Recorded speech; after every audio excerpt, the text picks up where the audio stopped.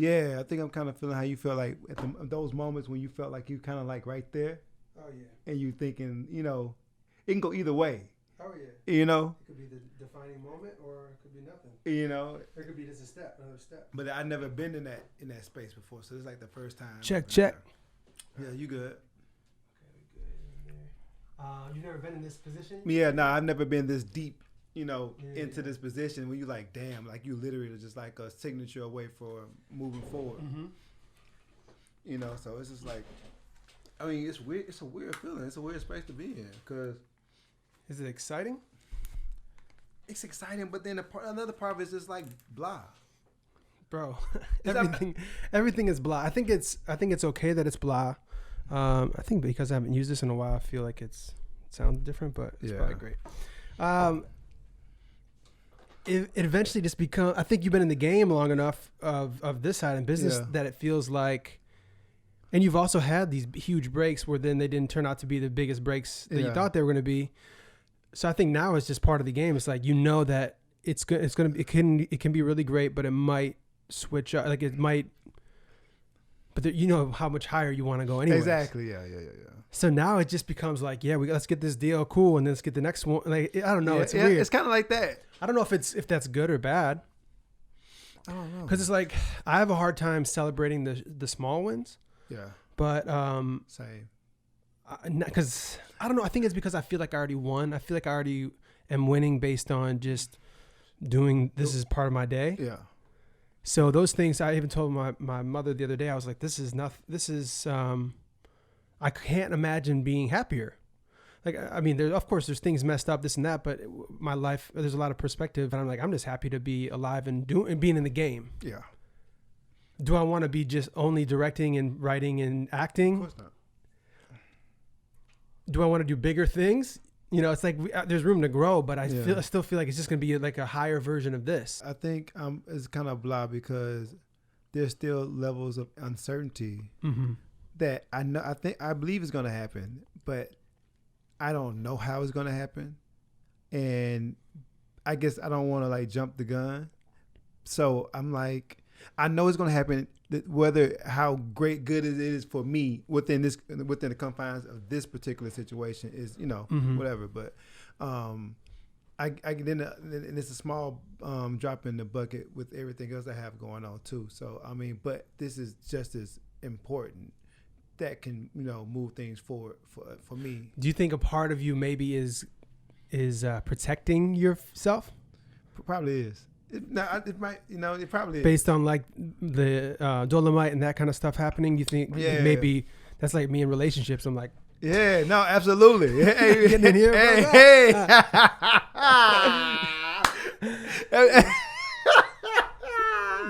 Which then you end up, but it's different in business though, because you're like, you try to stay. I try to stay right here. Me too. See, this is me. I live in this space. Like, it's hard for me to overly like celebrate like the big wins or the small wins. Like, I'm always here, and people be like, Darryl, this is fucking amazing. What the fuck wrong with you? I'm like, I know.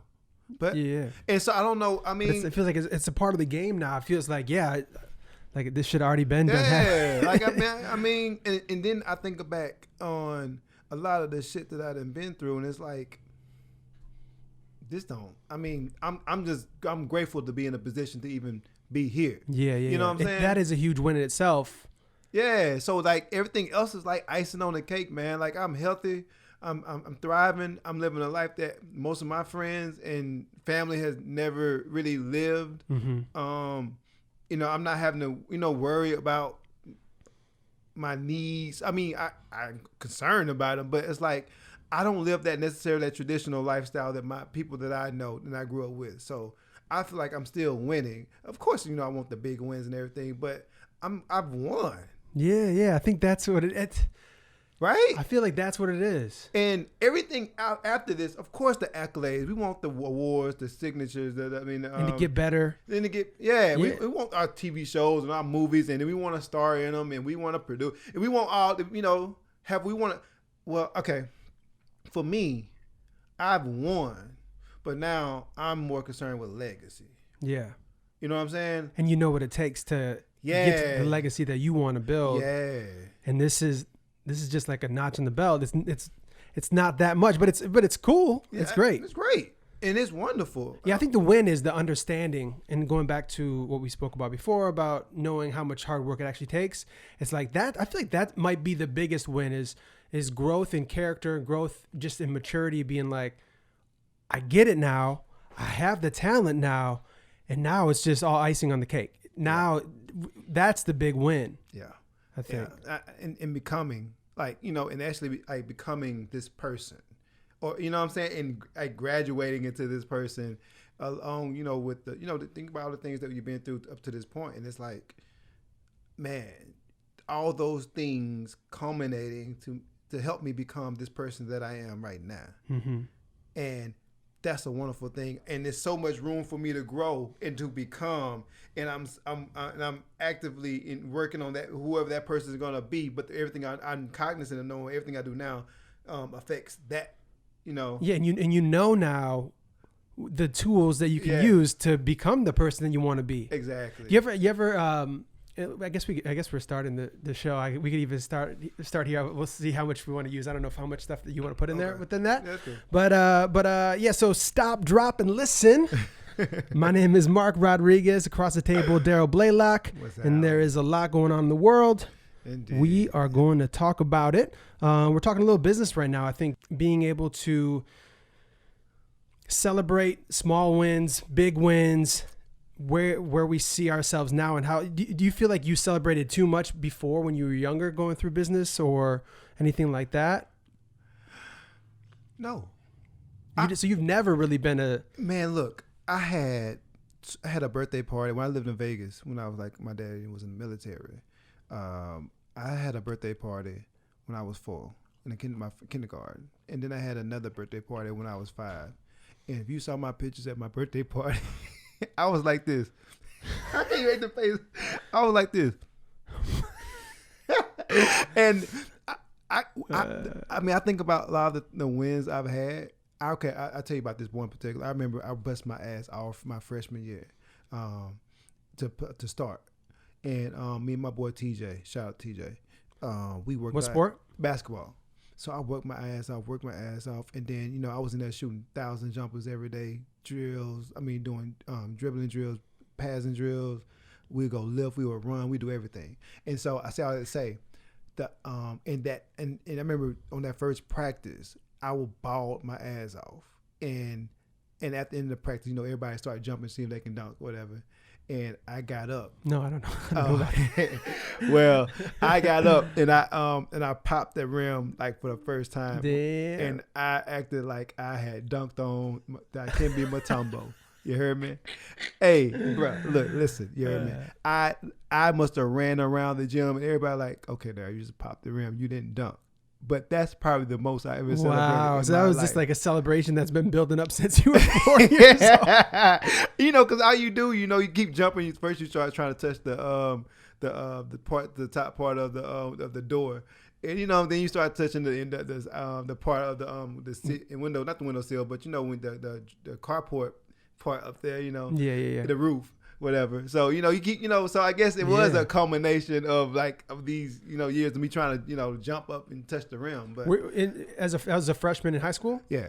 Were you, who was Darryl as a freshman? Were you like, I was about 4 or 5.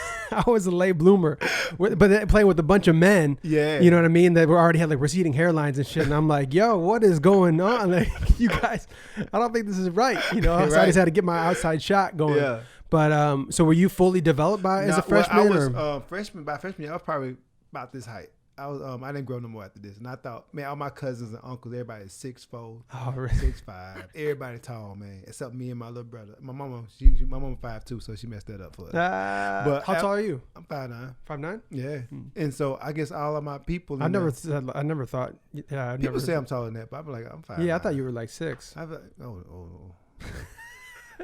See, I'm 5'11". That's very generous. I've heard 5'11" and a half, and I heard women tell me, just tell us you're 6 feet tall. Yeah, hey, no, definitely. Tell them you 6 feet, boy. Hey, no, I'm like 5'9" and a half, 5'10" is probably, I don't know. I mean, but at this point, it's like, I ain't 6 feet, so. But yeah, no. Matter. So no, man, I wasn't. I'm thinking. I mean, I'm learning how to celebrate those wins. But I mean, like I was saying earlier, like I'm so used to being even keel and so nonchalant, and not that I'm walking around here trying to be cool, but it's literally like I guess, like you know what. In thinking about it, I think it's something I've always protected myself with. I guess as a kid, I would hope for things within my family, and I would like always be underwhelmed. And so I just stopped expecting like good things to happen to me and great things to happen to me. And I knew that I've always worked my ass off now. I've always had a work ethic like I did. But I guess I never really, things never really went my way ever. And so I guess that was a protective mechanism for me to always be, Yeah. And that's one thing we were saying, like the fact that we feel like based on the position we are, based on the knowledge we have now that took years and years and years, decades, right, to have this knowledge and also the ability to understand how to get better, find the tools to get better and continuously work on ourselves. But I do have to make time for myself to celebrate, even if it's just for a second, like, damn, we fucking did that. You know what I mean? So I think in sports it was a little bit different because you're in the moment, you win something and you're you can't even control yourself based on that too. I've definitely had those moments and, cause you work in that situation, you work so hard and you're with the team. I guess this is probably very similar to working with a team within producing TV or whatever. So it's like you work with this team, you work for this specific goal. And when you get to that point, the end of the game, score is tied, you're down by 2 with 5 seconds left. Going back to like third grade was my first experience within that. I had all of my friends at Petey Graham High School or Petey Graham Elementary School. They all got picked to this one team. Okay. Bob Guffey was the coach. Myself and then one of my homies, Zach LePan, he lived on the other side of town, so we didn't go to the same school. But we were in the same like rec league or whatever. So all my friends are on the other team, and they've been talking shit all year long, right, or all season long. And we finally see them in the finals, and we're coming down. I got the ball. We got like 9 seconds. We're down by 1. And then Bob Guffey has everybody on the other side of the team, his whole team, as we're coming down the court, he has them all going like this. And it's just like, I could vividly see it, right? And I go to the 3-point line and my coach, I looked over to him. He's like, shoot it, right? So I go and this is 5th grade. I had to shoot threes like this. And I was way behind the line. I shoot it with hit a 3 with 1 second left on the clock, go up by 2, just crazy emotional moment, just in front of every single one of my friends. So like that feels like you have to celebrate that. That's been part of my, my past and stuff like that. And that really, I think that was one of my pivotal moments in my like sports career as a youngster to thrive for those moments. Ooh. Yeah. So I wonder, as like, how do you take that and map that onto the film and television world? I guess that would be like auditioning for like a Martin Scorsese, maybe not that particular thing, but like in high school or college or these big moments in sports, auditioning for these big, directors or producers and getting neck and neck with somebody else and winning the job over somebody else. Yeah. Something like that is some way to map it on. I don't know. Cause it's like, I mean, the way that my thinking process goes, I will literally be like, okay, I booked the role. All right, now the work starts. Yeah. You're like, yeah. It's like, I can't celebrate now. The shit should have been mine in the first place. And so I go to this place, you dig, and it's like, okay, oh man, so now, okay, I booked it. Now I gotta research the character. Yeah. You know how they go. You start doing your process and becoming this character, or whatever. But then it's like, all right, now I got another set of challenges or another set of things I have to do and a job to do now. Then once you're on set and it's like it's go time, then you have the anxiety from all right, all these big lights and $50 million cranes. Yeah.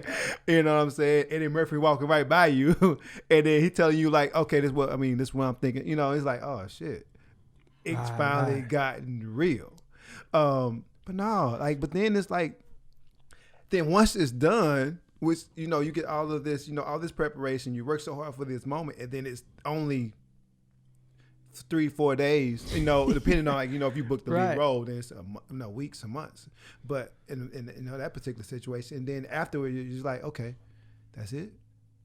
Yeah, and it's not now it's back to the drawing board to figure something out. And that's what's very interesting. I guess that's something that because I don't audition very rarely now, just because I took another pathway of not going off for auditions and solely working on writing my own projects and producing our own stuff. And I know you're in a similar position, but yeah, I think that's something to really understand. I think a lot of people either do one or the other. They either don't celebrate anything or they celebrate everything. Yeah. And both of those, I think a balance is really necessary. And I have no judgment to people. I know some people who would party like it's 1999. Prince is actually singing the song, and it make a big production out of it, which I really wish I was one of those people. But I feel like if I actually did that, I don't think I would be being myself. Yeah. I think, and it also depends. I think booking a role is one thing. I think the show or the movie doing well is another thing.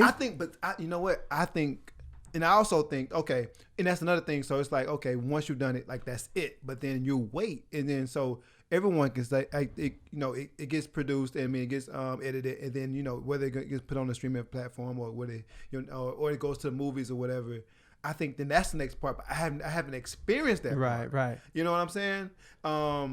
But even like I'm putting your stuff online and hearing the response, and not really about the validation from the the audience, but knowing that it changed people's lives. We've had some really cool experiences with that within short films. Yeah, of course. So I think as we continue to grow, I think we'll start really celebrating the things that really really matter, or having successes within the world, because I think a lot of people they celebrate these small wins.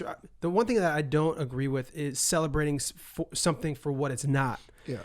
Just like, I feel like that's when you get your feelings in the game. And if you get too high on something that isn't finalized yet, when this business changes so drastically, so quickly, absolutely, that then you're like, so that's a lot of people. If you're about to get the job, or you book something, but you booked the pilot, oh my God, and then it doesn't come out.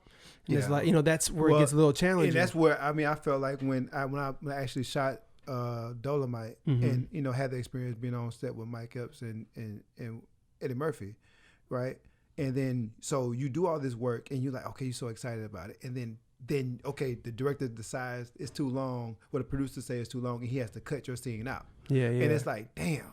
At that point, is it like, well, good thing I didn't shout it from a rooftop? Well, I kept it close to vest for the most part, but then but to the people I kind of told that's within my circle, that's like, damn.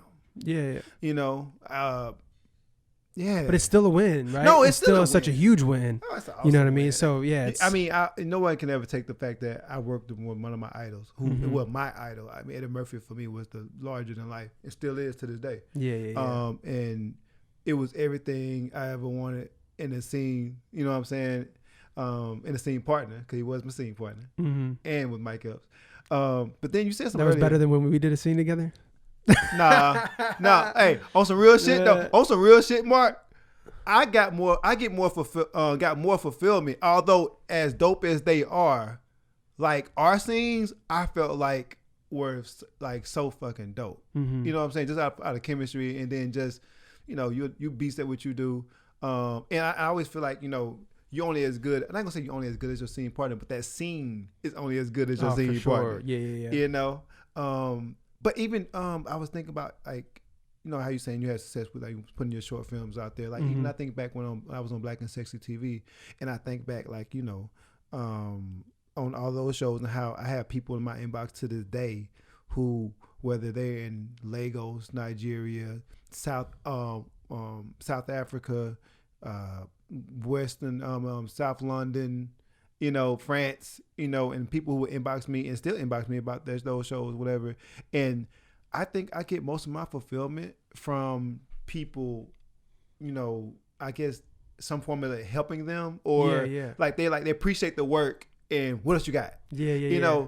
I get more fulfillment from that than the actual like, all right, I did this. For sure. And, that's me.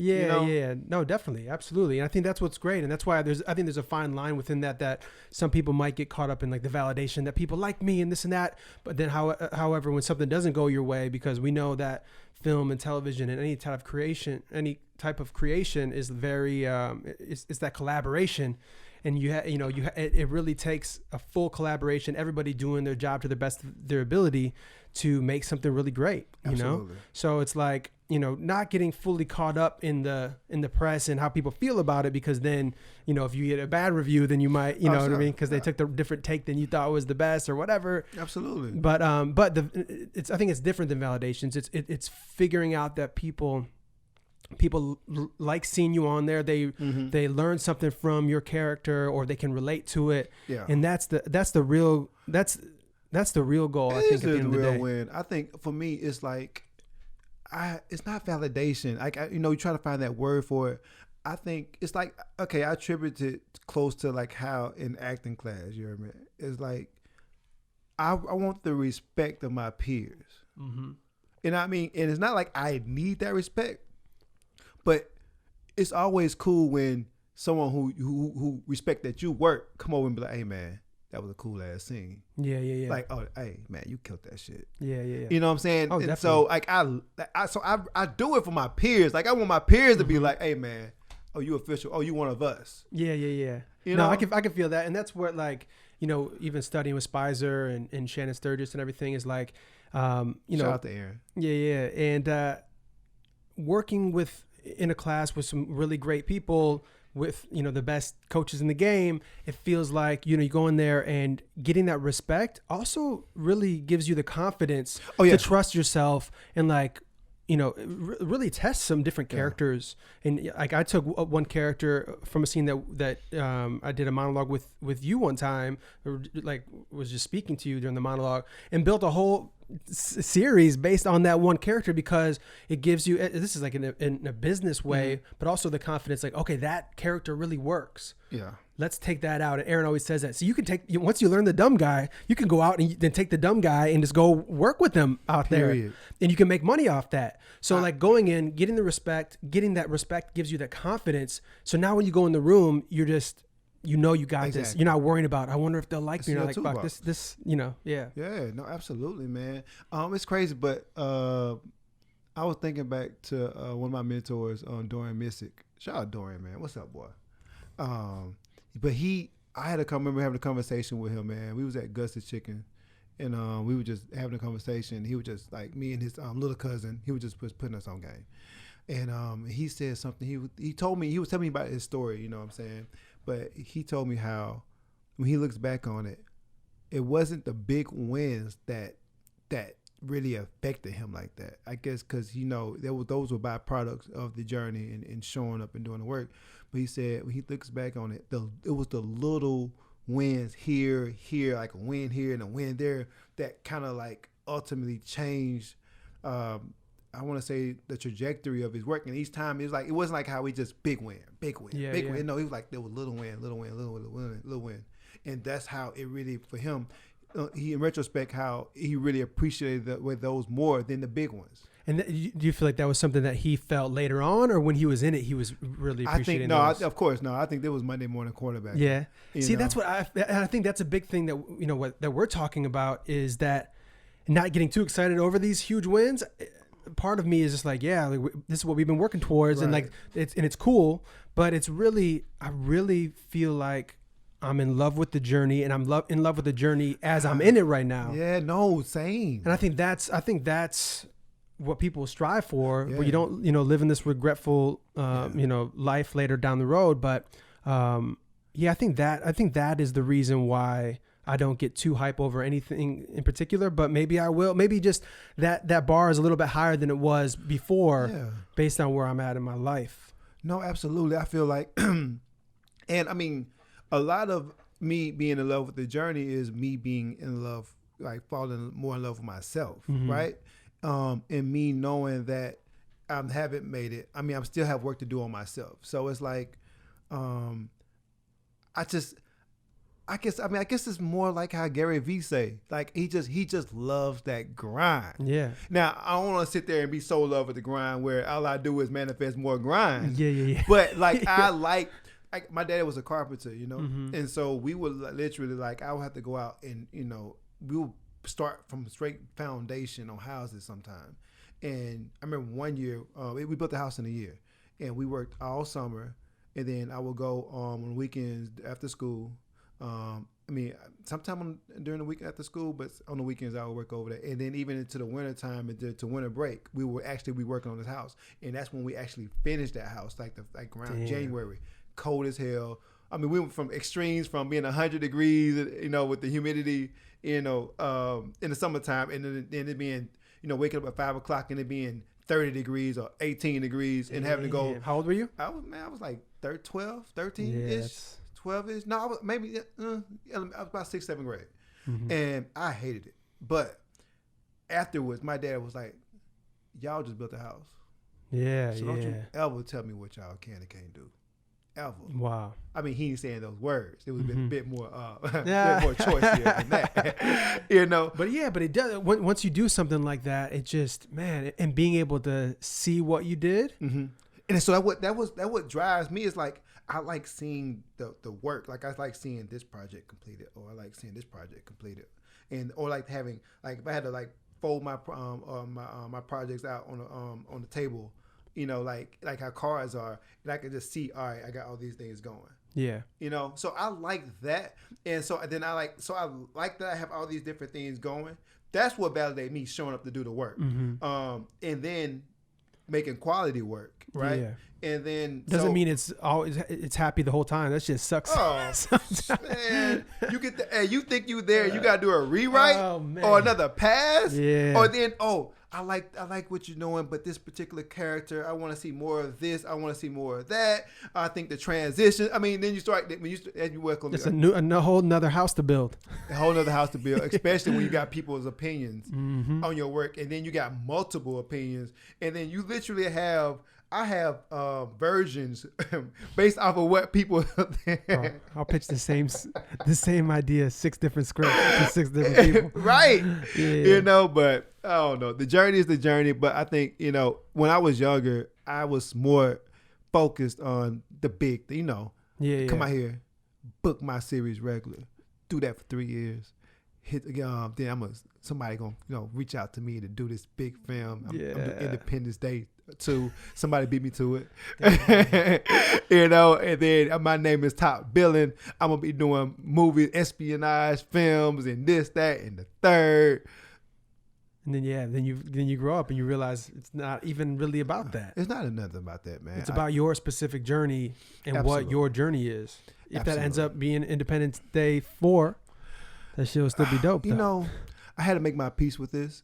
Like, okay, we all want to be a movie star, right? Mm-hmm. I mean, not all. Some people don't. Some people like cool being with TV stars on the small screen. But we all want to be, wherever it is. We all want that level of success, right? Yeah. But I've learned like my success is not gonna look like their success. Yeah. And then you look at somebody like Mahershala Ali, who, talk about the journey. Man, he's one of my favorite long actors. Grind.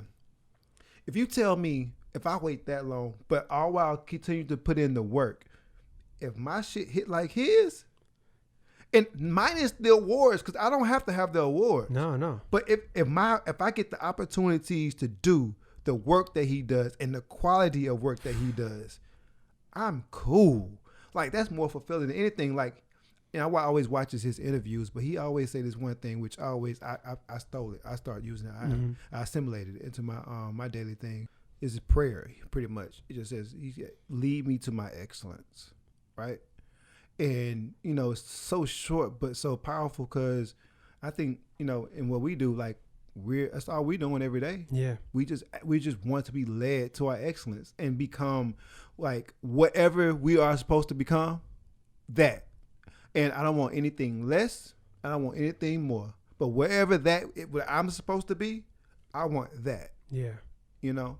So yeah, and I mean everything that he's done now, and just coming on my radar What was the first thing that he really popped off with? What was the first thing you saw him in?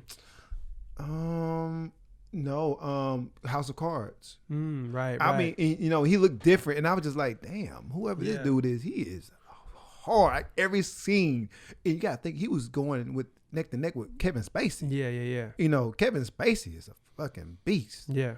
And then everyone is in that show is a beast. So anyway, it was that one, and then he got the Cottonmouth role on the something Cage. Mike Cage, something Cage, Luke Cage. Now, is it Luke Cage? Yeah, I think so. I've never seen it. The show that was in Harlem, whatever. Yeah. And then Moonlight, and then but when I saw him when he was already on my radar, but then seeing what he did on True Detective season 3. Ooh, don't get me started on that. Damn. I still got the whole thing saved in my queue, bro. when you have the ability to do 4 different versions of one character, I think it ended up being 4 different.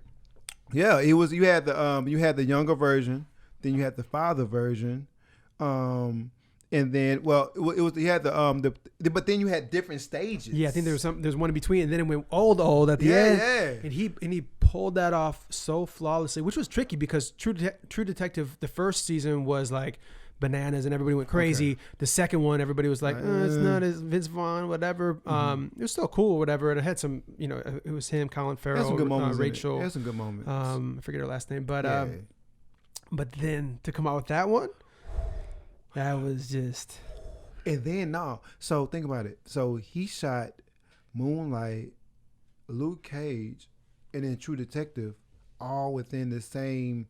He was going back and forth. I think he went from Luke Cage to do Moonlight, and then from then back to Luke Cage, and then the rest, and had to go do this show. Like, it was a triangle of sorts. And so, going from character to character, he talks about it, and to be able to do that. It just comes with that level of experience or a level of just building yourself, building your confidence, building your craft, and then you get your opportunity.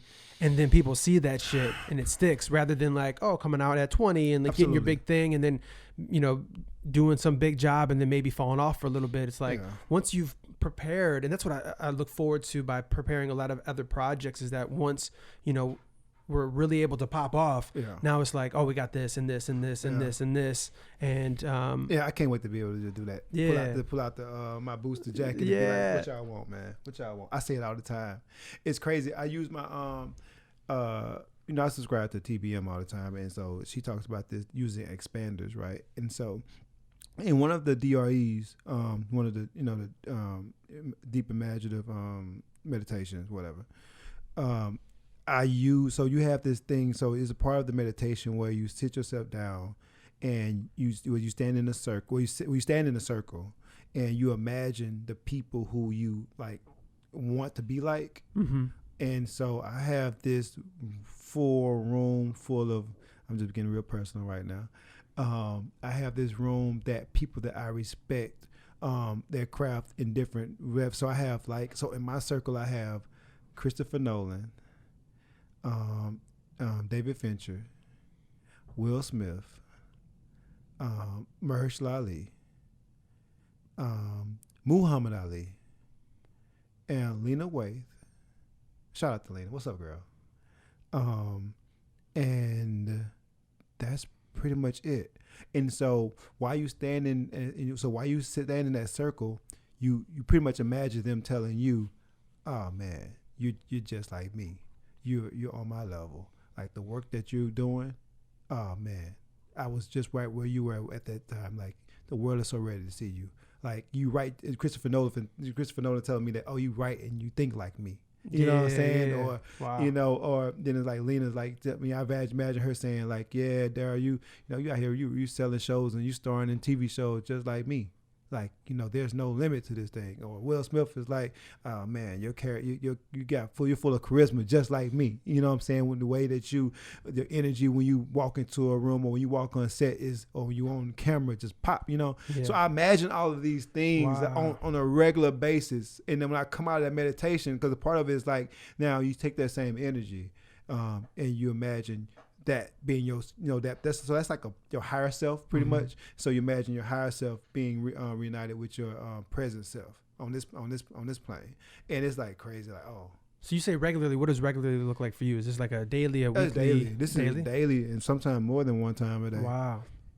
Yeah, man. That's powerful. Yeah, no, like, I mean, you know, I think most artists, they struggle with actually, they know that they're good, but they don't believe they're good, or they don't believe like their worthiness of, I'm worthy of everything that I'm calling towards me, you know, and I manifesting towards me.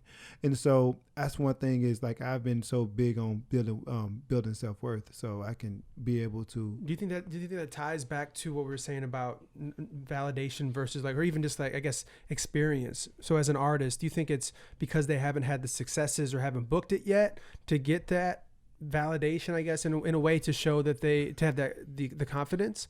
Or do you think it's a lack of actually, you know, skill and they're not practicing, or where do you think that comes from? I don't know. I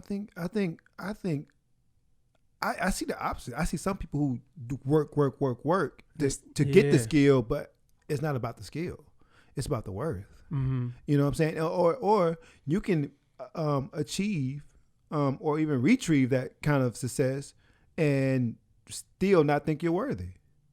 But you can tell the people who believe they're worthy and who believe they're not. Yeah. And I think that's I think those people have just a level of peace about themselves that you can't really, or not even peace. I want to say more so authenticity. Mm-hmm. You know, who's on the other side of feeling worthy of doing those things. Like, I think like Robert Downey Jr.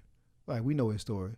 I think it took him a long time to get to a place because he had, you know, wins on top of wins and opportunity after opportunity, but it took him a long time to really come into his worth, I believe.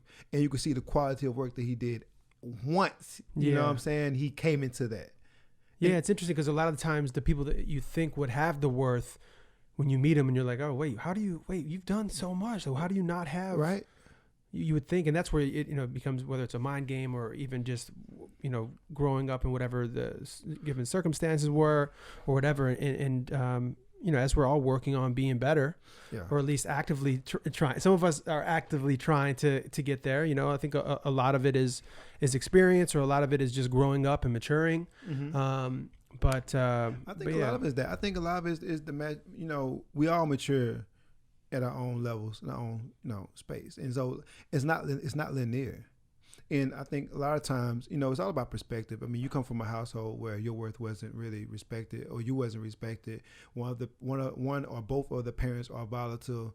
That, you know, you never was heard, you never was really supported. You were never encouraged, you know what I'm saying? Or there was abuse, whether it be physically or emotionally, you know, or there's levels of things like abandonment issues, like one of them was there, or both of them was there, or somebody died, or, you know, there's so many things that affect those things in you as a kid, right? But, you know, but whatever age you are when those wounds happen, you stay at that same age. And so you have a bunch of adults who are working and striving and working their ass off, but parts of them are still 8 years old and 9 years old or 3 years old. You know what I'm saying? And so but once you're able to achieve that level of, you know, and we get so caught up on the micro, right? I mean, we get so caught up on the macro, like we, you know, the big thing, the big picture. I think that once we're able to hone in on the micro of the particular situations or parts of our history, and able to like dissect those moments and really, you know, for me myself, like I would go to certain moments where I was, you know, afflicted, where there would be a moment where I was being abused, or, you know, emotionally or physically, or there'll be moments where I didn't necessarily.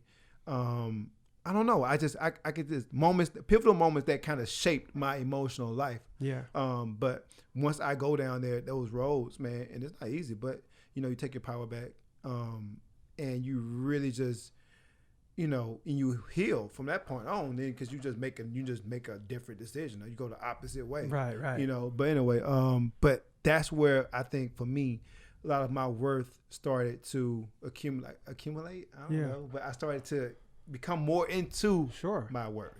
Yeah, I watched. I don't know if you saw this on Gary Vee had it was like one of his last tea with Gary Vee or whatever he was doing during the quarantine.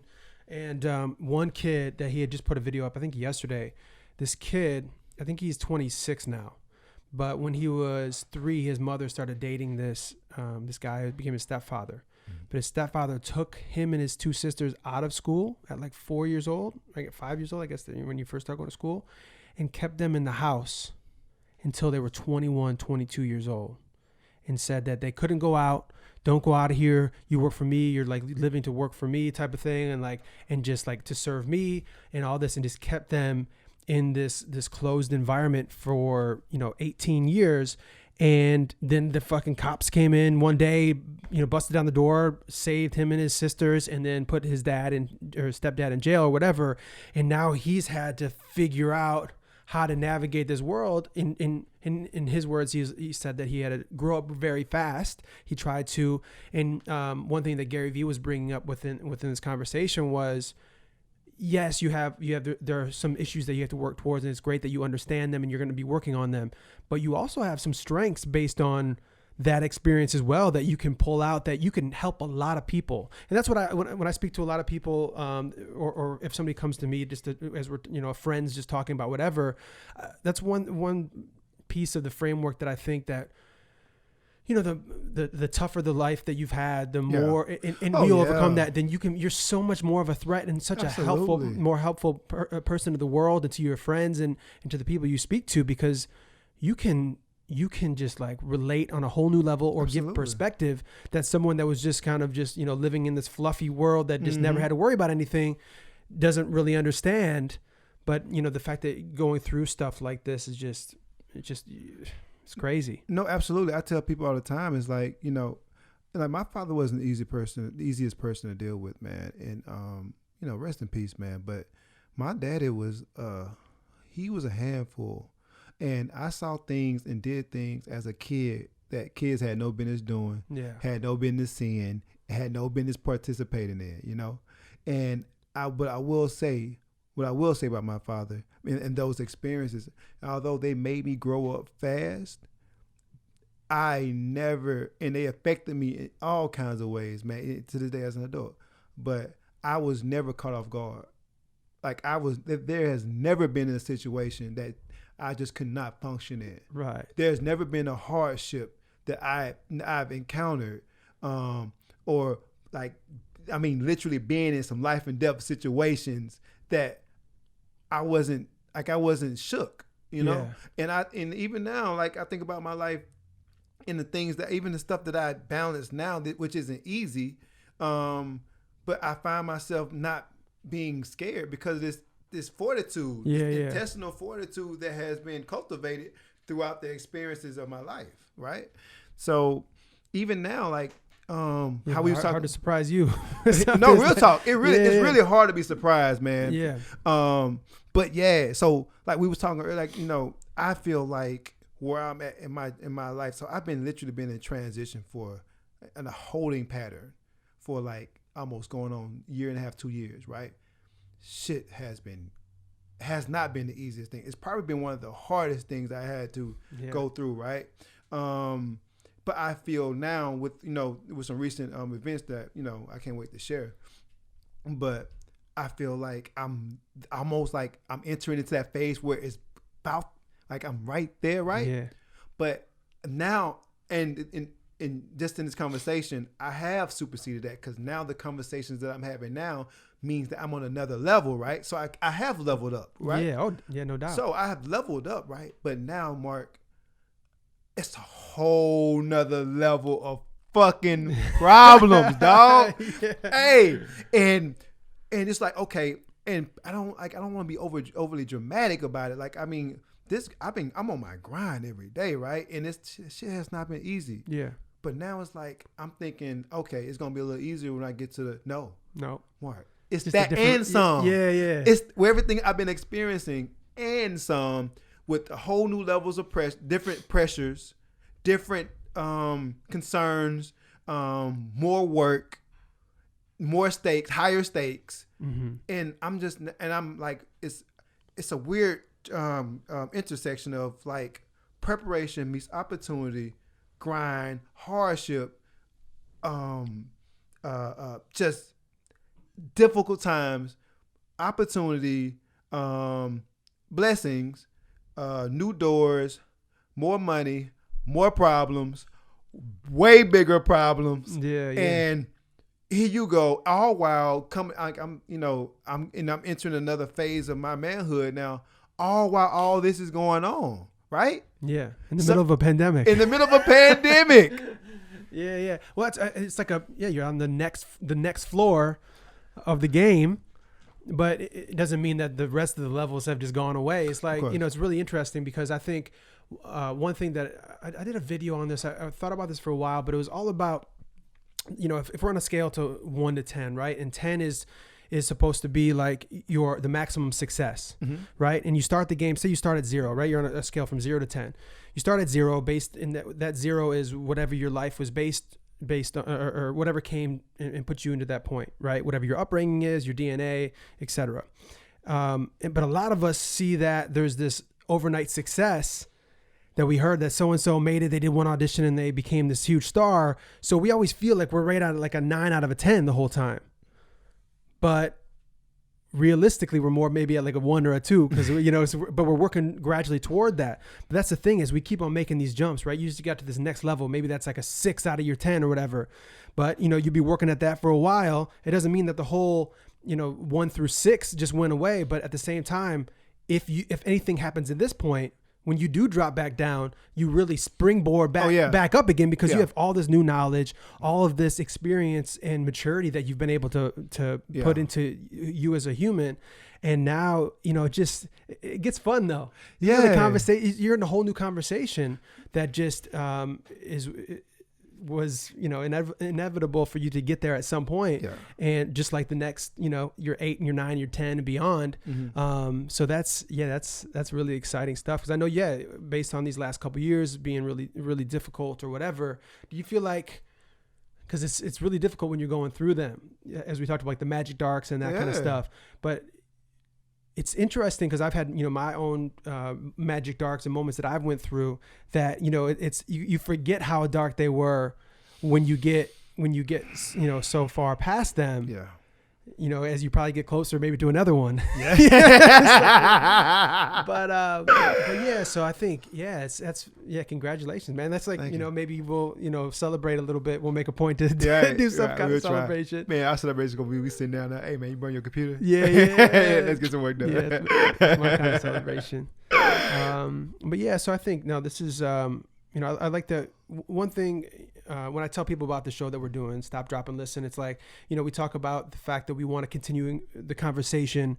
We don't want to, whether it's within the Black Lives Matter movement or where the world is. We have an election coming up and all this, but I think the fact that you and I relate on so many other different levels, whether it's creativity, manhood, et cetera, et cetera, et cetera. I always really value our conversation. So I think, that's what I love about this, sitting down and having conversations is like any one of those things, we always can pull different perspectives on.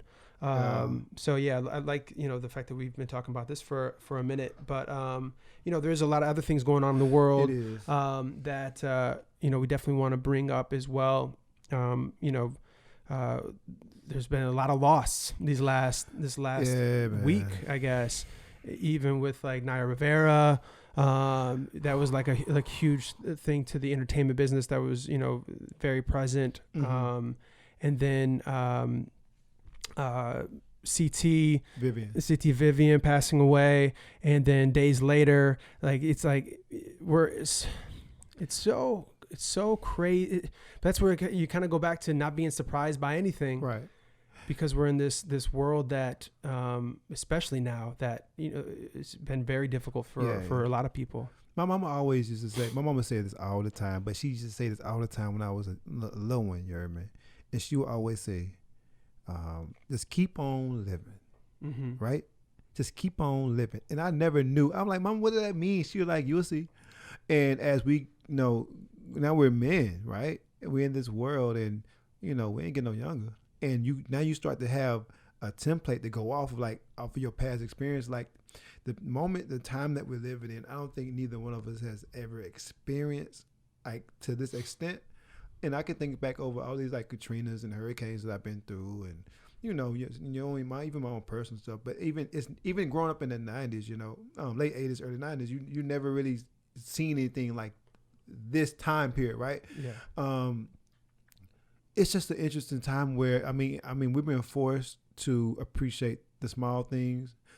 I mean, now the grocery store worker is more important than, you know, what that person that you know, or this, or the celebrities that we esteem, you know. But if that grocery store worker don't go to work, we don't got no food. Right. Or if that, you know, so I mean, I just think that, you know, going back to, you know, with Naya Rivera, you know, it was such a sad situation, and you know, we never know what anybody's going through, and I mean, and just the whole story of how she was able to save her son, and then the son having to tell the police, you know, what had happened. Yeah.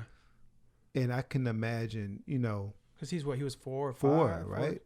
So yeah, and the life that he's going to live based on that. Motherless, you know, and just to think that, you know, she was able to muster up enough power and energy to be able to save her son, but yet, you know, wasn't able to save herself is, you know, so sad. I'm glad that, you know, her castmates, you know, were being very supportive of the family and everything. But my condolences goes out to her and her family.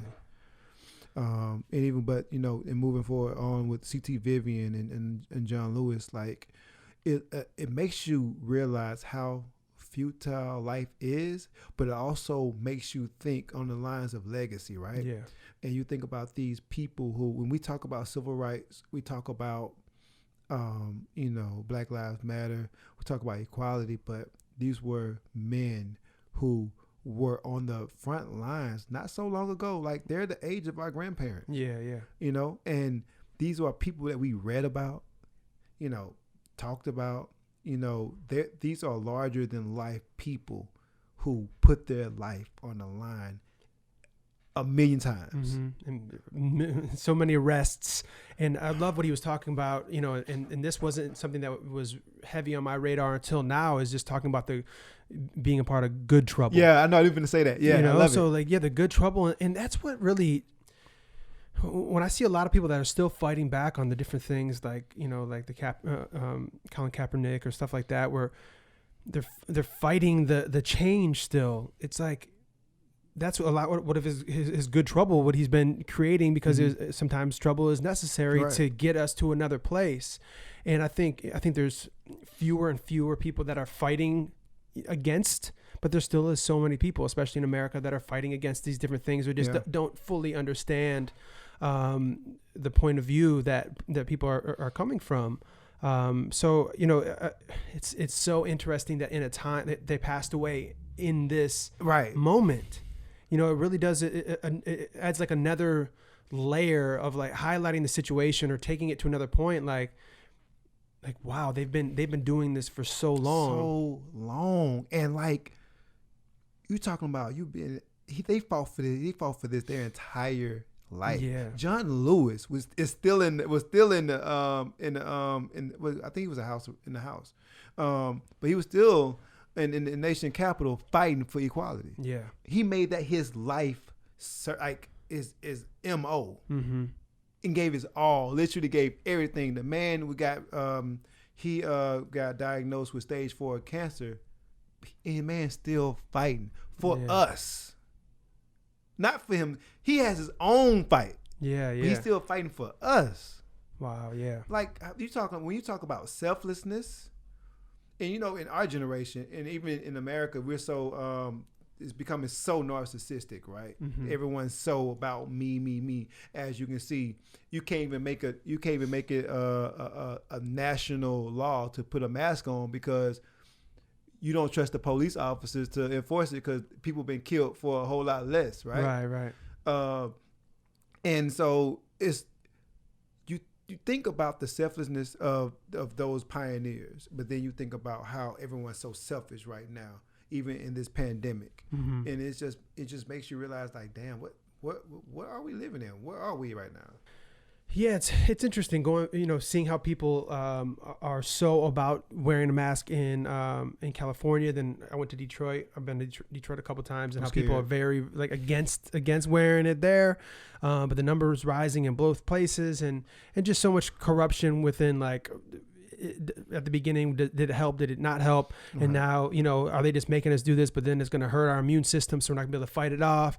And like, there's just so many different layers to it. And I can see both sides. I can see what both sides are talking about. What it comes down to me is like better be safe than sorry. Yeah, of course. But yeah, it's tricky. It's tricky. It's different no matter wherever you go and how people feel. Yeah. So I always try to see both sides of everything. But kind of going back to what we're saying with like this, going back to Michigan and talking to different people there, even about like the Black Lives Matter movement and everything else that's going on, what we're fighting for and fighting to keep the conversation going, is having these conversations with other white people and trying to have some really tough conversations, right? Yeah. But and trying to understand and learn their perspective. A lot of valid points within it. And so a lot of that is like me going out and then talking to different people, but then also being able to come back and get your perspective on it too. So one thing that I've had some, not pushback, but some points that have been brought up to me when having these conversations is I find that a lot of white people get triggered very easily when you bring up white privilege, right? Even if it's coming from me saying like, yo, we have privilege. And then there's like, no, we don't, so we're having like those different conversations and there's some specific things. I think that's where it gets confused when you start dissecting it and like, well, it's not actually considered privilege. It would be considered this or that. And I think people know what we say when we have privilege that we've had, it doesn't mean, and I've seen this a lot, but like, it doesn't mean that your life was like so easy because you were white. It was just saying that based on the color of your skin, you didn't have these different setbacks. And so one thing that is brought up a lot that I've been hearing is white privilege versus wealth privilege, right? So within white privilege, you also have a lot of white privilege could be understood as wealth privilege as well. But then some things that were brought up were like, well, Obama's daughters, are they going to grow up privileged? Yes, in some way, right? Of course. O.J. Simpson getting away with murder. Did he have privilege? Did his privilege of being a celebrity and having wealth and being able to hire the best, lawyers in the game, was that a privilege? And so that was a point that somebody brought up as well, and how black people celebrated that in the streets and this and that, and were like, the fact that he got off and whatnot, and understanding those things. And that one in particular, I remember seeing it. I remember watching it, and it was like the evidence really looked like in the prosecution's favor, right? But black people got to the point where they just didn't care because it was like. We got one win out of a million, right? Because they made it a race thing, right? I mean, we know right is right and wrong is wrong, but they really made it a race thing. And black folks were like, we won. Finally. Right. After all the times that they treated us, oppressed us, and and did it and killed us, and we're innocent, right? Yeah. So I think a lot of that was just a lot of that built-in frustration about that, For sure. Yeah. And I think, which, a lot of white people have gotten away with a lot of things as well. And, you see a lot of like, even with Roger celebrity. Stone.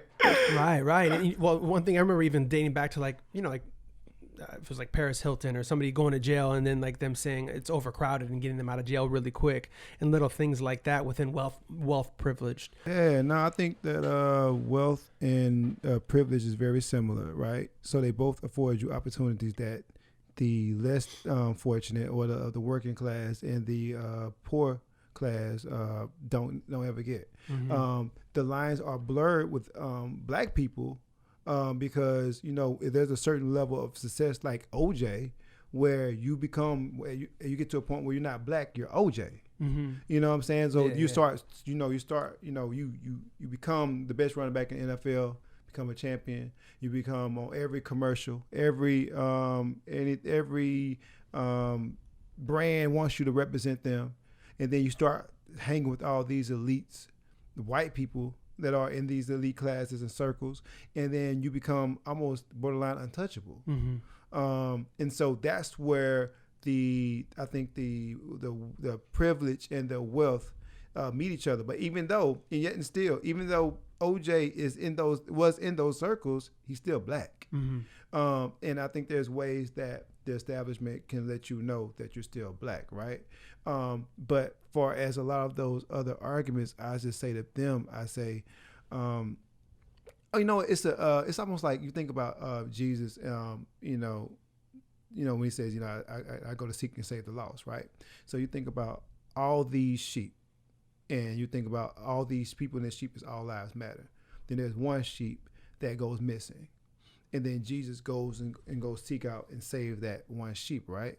And then, but all the sheep is like, what about us? We can be like, be devoured, or we can be attacked by wolves, or we need kind of or be poached by other herdsmen or whatever. And he was like, our life matters just as much as their life, as that one sheep life. And then, but Jesus is like, yeah, it does. But you guys not in trouble. He is. So I love you just as much as I love them, as I love him. So I have to go and save his life. Right. That doesn't mean that I don't love you any more or less. That just means that he's in danger. So let me go save him. So I don't, so I don't understand how, again, it keeps getting, I don't know how people, I can understand how people can't see, but I don't understand why they don't choose to understand and meet. Right. Because even though you would say, like, white privilege exists, and then they would bring up the fact that, well, wealth privilege exists, or, being a celebrity in some way, shape, or form is going to provide you some sort of privilege. It's still looking at the numbers, and it's still looking at like, well, yeah, those are a few cases. There's a lot other cases, a lot of other people that are in trouble, and why not focus on that? And if this movement is so loud, even if say this movement was 20% of the 100% that it is right now. Yeah.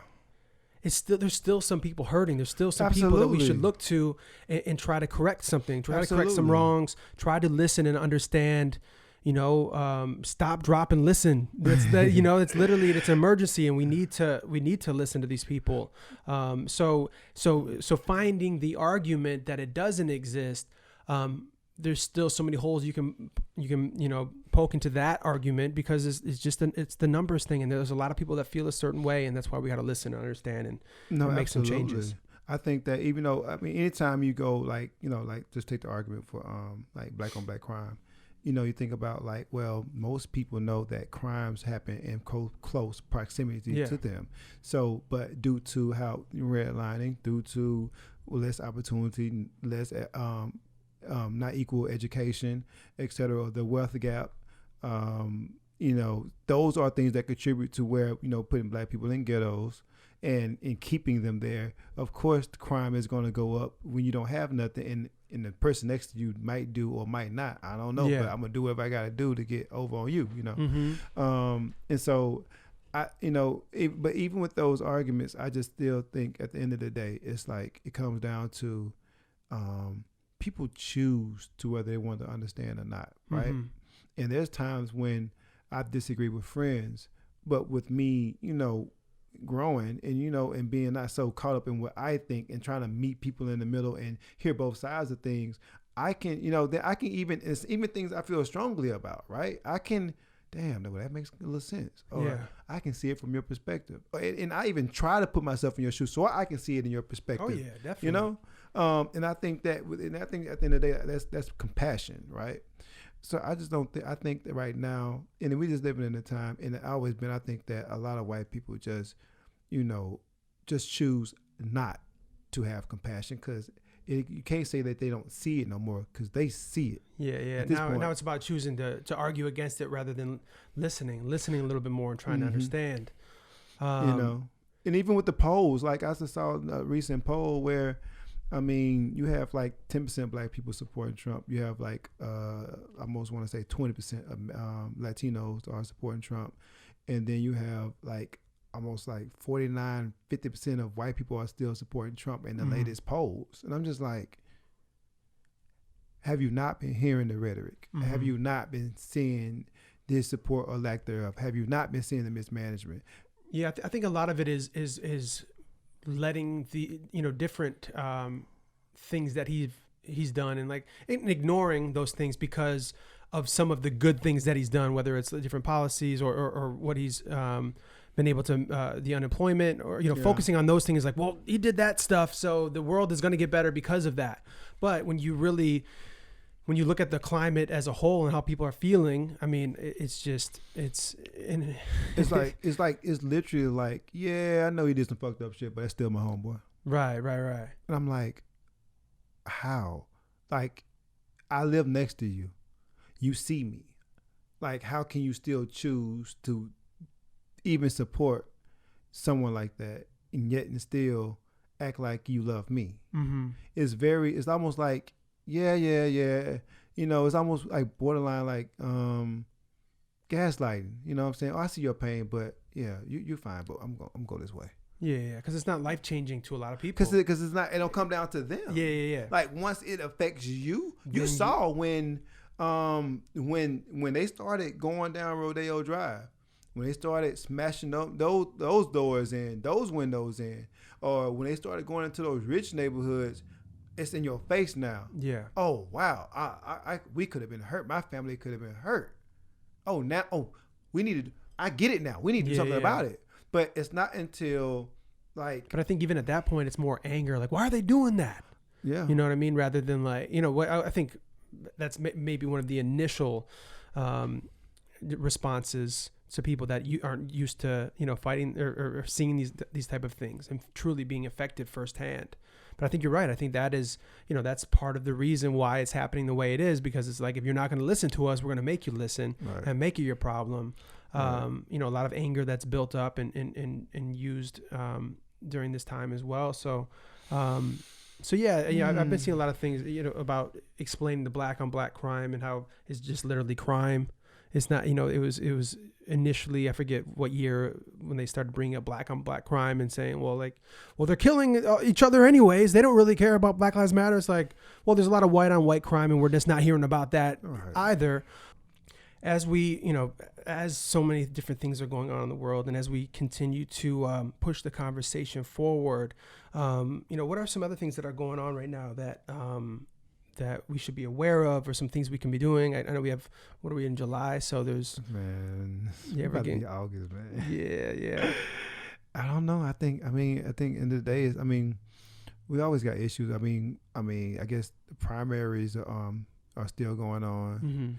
I don't know what they're gonna do about the GOP and the Democratic conventions or the lack thereof, but we gotta vote pretty soon. Yeah. So and then even with that, then we vote for all of the different levels of government, whether it be and I think our focus need to be on the judiciary as well as the the House and the Senate, but we need to focus on the judiciary branch and focus on the different a lot of prosecutors who are running, the judges, those people, sheriffs, the people that are in law enforcement, and we need to be focused on and getting those type of people that who look like us or who believe as we do in, and getting the folks who don't believe like we do out. Yeah, it'll be interesting to see how the different people that step up, that want to run for these different positions, but also the people that are trying to continue to hold. It's like, okay, it's a fight. Yeah. So what do they have to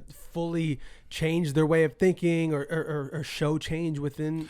I think from what I see, I think they're just doubling down. Like, a lot of these people are, and a lot of these different races, man, are just doubling down. And what do you mean by that? Like, pretty much like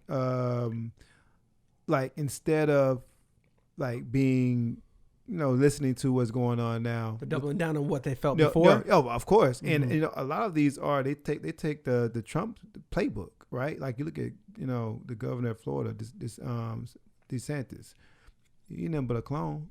You know what I'm saying? And and they're just like all of his people, all the people in that party who are, have been supportive of Trump, and they're doubling down, they're running with it, and that's okay. But I think that it's important for us, our allies, or people who proclaim to say that they are allies, and the rest of the people of color really need to come together, and and we need to vote in astronomical numbers. Mm-hmm. To really infect the change that we want. And so I think that needs to be the focus moving forward. I mean, we definitely have to, and then continue to push for legislation to, not necessarily to defund the police, but to definitely take a lot of funding from them, mm-hmm. and to hold police officers, accountable for their actions when bad things happen and unfortunate things happen to black people and people of color.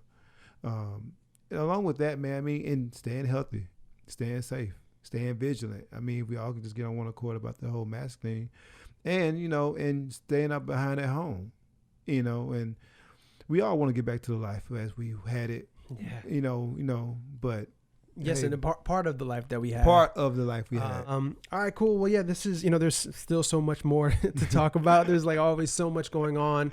So I think whether it's business, whether it's creative, whether it's pushing this world forward, I love that we're holding ourselves accountable by, even if maybe I was absent during the week, but then I'm able to jump back in and forced to understand the stuff. I think that's what we're forced to do, or if we're holding ourselves accountable, then we're allowing ourselves to grow. Yeah, so. Absolutely. No, I agree. And that's the part of it.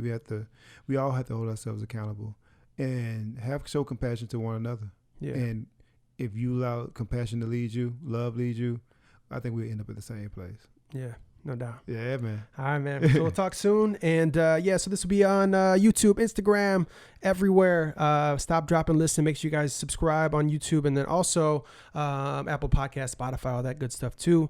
We'll see you guys next time. Indeed. Peace. Holla at you.